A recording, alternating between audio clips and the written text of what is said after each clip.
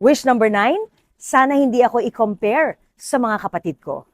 Para sa mga magulang na nakikinig at may mga kapatid, hindi ba nung lumalaki tayo, napakasakit kapag nakukumpara tayo sa mismong kapatid natin dahil magaling, matalino, magaling sumayaw, kumanta, I don't know, mataas ang mga grades. Nasaktan tayo noon di ba? Bakit natin inuulit? Alam naman natin yung pakiramdam.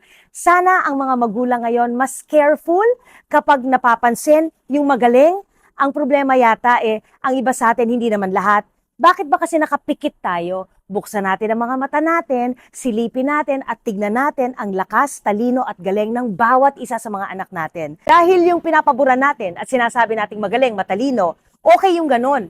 Pero baka yung dehado at yung nakukumpara, hindi mo kasi nakikita kung ano naman ang skill, galing at talino ng mga batang yon. Pansin-pansinin din natin dahil equal naman yan Lahat naman yan biniyayaan ng galing at talino. Bakit pilit na nakafocus lang tayo dun sa mga paborito natin? Huwag ganun. Dahil minsan, yung lumalakas pa at yung tunay na gumagaling later on pagtanda nila, ay yung hindi nating naging paborito.